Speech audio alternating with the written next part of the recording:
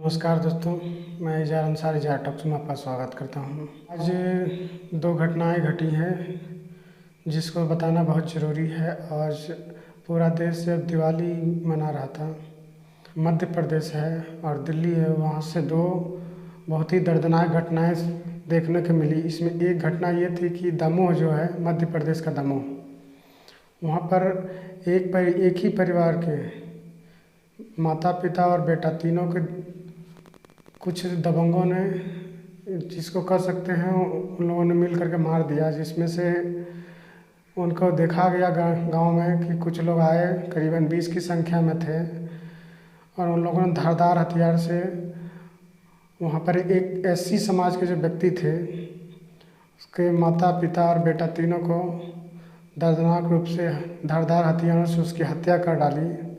और यह जो हत्या है, यह बतलाता है कि हमारे देश में कितना राम राज्य चल रहा है।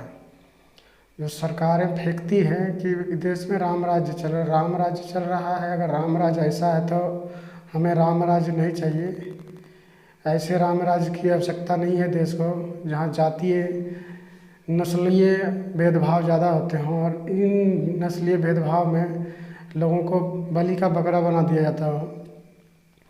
तो जिसमें से जगदीश पटेल, सौरभ पटेल व उसके अन्य साथी जो थे, उन लोगों ने जो उसके परिवार वालों को भी धमकी दी है कि वे तत्काल उस गांव को छोड़ करके यहाँ से चले जाएं, बहुत दूर चले जाएं, अन्यथा जो बाकी बचे लोग हैं उनकी भी हत्या कर दी जाएगी।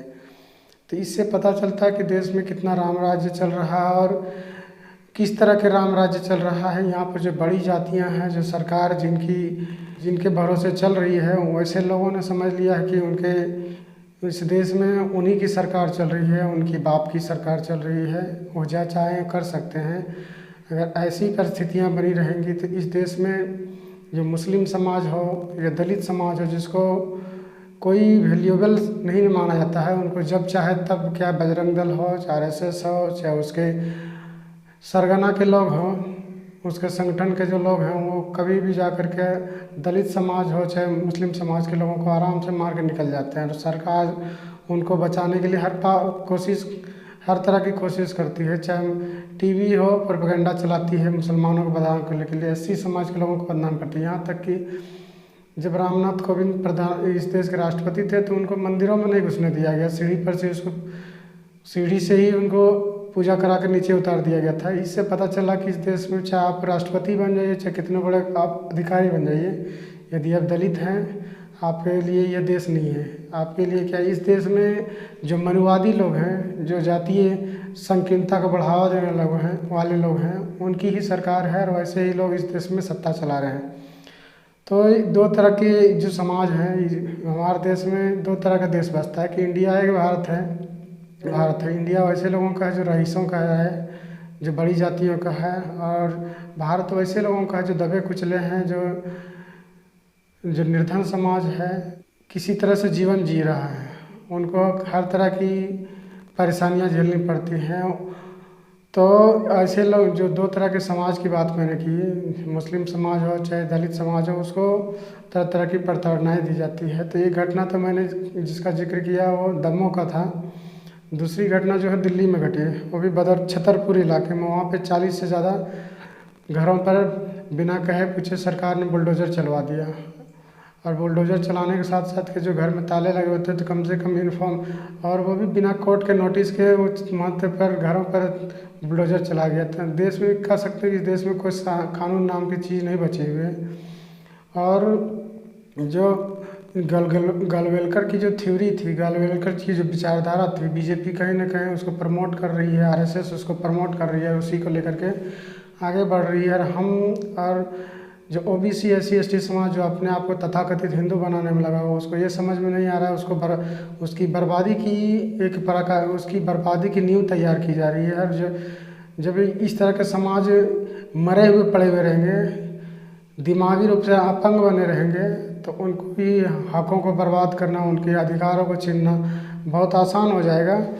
तो दिल्ली के छतरपुर इलाके में मैंने जैसे कहा कि 40 से ज़्यादा घरों को तहस नहस कर दिया गया, बुलडोज़र चला गया। इस देश में आज के डेट में आदिवासियों पे दलितों पर या मुसलमानों के घरों पर बुलडोज़र चलाना बहुत आसान है, जबकि बड़ी जातियाँ जो इस देश में सबसे बड़े चोर और निकम्मे हैं, सबसे बड़ा जो एक तरह से कह सकते हैं इस देश का जो नकारा और एक तरह से हरामखोर जो समाज है, वो बड़े समाज हैं, लेकिन उन लोगों पे कुछ कार्रवाइयाँ की नहीं की जाएंगी। वो जितने भी घोटाले कर लें, जितने भी इस देश को बर्बाद करने के लिए हर तरह की योजनाएं ले आए, लेकिन उसको हर तरह से सरकार बचाने की प्रयास करेगी। और यहाँ पे एक चीज़ और देखा गया कि जब वहाँ पर घरों को तोड़ा जा रहा था तो पुलिस भी आई थी और उसने लोगों के साथ, औरतों के साथ मारपीट की, उसके साथ हाथापाई की, गाली गलौज भी की, औरतों के साथ बदसलूकी के मामले देखे गए। बहुत सारे घरों में ताले लगे हुए थे, तो पुलिस ने ये भी नहीं समझा, अधिकारियों ने भी नहीं समझा कि जो कम से कम उस घर के ताले खुलवा करके उसके घर में जो सामान है उसको बाहर निकलवाया जाए, उसके बाद तोड़े जाएं। कम से कम कोर्ट के नोटिस की मान रख लेते, बगैर नोटिस के घर को तोड़ दिया जाना। इससे पता चलता है कि देश में कानून नाम की कोई चीज़ बची भी नहीं है।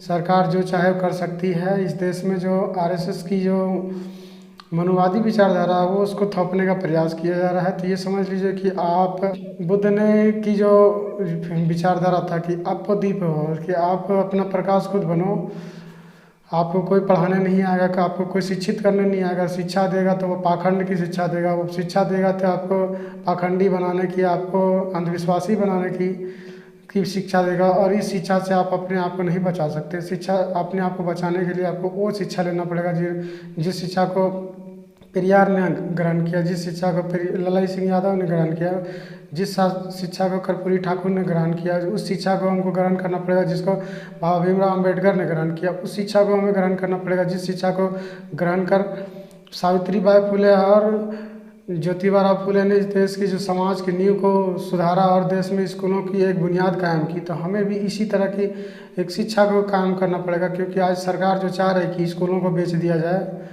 और ओबीसी और SC ST समाज जो है उससे पढ़ने लिखने का अधिकार भी छीन लिया जाएंगे। मैकाली की जो शिक्षा नीति है उसमें बदलाव करके शिक्षा की नीति को हिंदी में लागू किया जाए। अगर शिक्षा की नीति जो हिंदी में लागू किया जाता है यहाँ, या तो वैसी भाषाओं में लागू किया जाता है जो एक तरह से कह सकते हैं इलाके की बोली हो, बोलियों में पढ़ाया जाए, तो याद रखिए कि आप काबिल नहीं बन पाएंगे, काबिल नहीं बन करके जाहिल बनोगे। और आप वैसी भाषा को नहीं सीख पाओगे जो क्या है दुनिया में हर जगह मान्य है, सर्वमान्य है। और वैसी शिक्षा अगर हासिल करो, वैसी भाषा को सीखोगे तो दुनिया में हर जगह जॉब प्राप्त कर सकते हैं, हर जगह में नौकरी ले सकते हैं।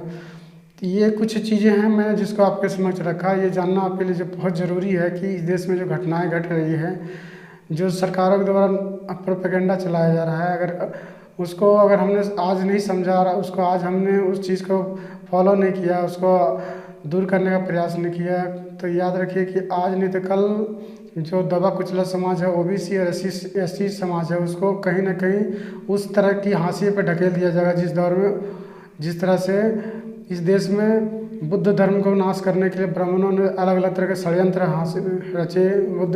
बुद्ध के जो नीतियाँ थी उसके विपरीत उन्होंने हिंदू धर्म की नींव को खड़ा किया, इमारत को खड़ा किया। और आज लोगों को धर्म, देश की जो ज़्यादातर प्रतिशत आबादी है उसको हिंदू बना करके, उसको मूर्ख बना करके उसके पैसों पर अय्याशी करते हैं। तो ये समझना होगा कि जो हमारे हक है, अधिकार हैं, हम उसके लिए खड़े नहीं हो पा रहे हैं। हम उस तरह की जानकारियाँ हमारे पास नहीं है जो हम अपने आप को बचा सके आगे चल करके। तो याद रखिए कि जो शिक्षा हमको दी जा रही है, जो अधिकार हमारे हैं, उनको हमको बचाने का प्रयास करना होगा।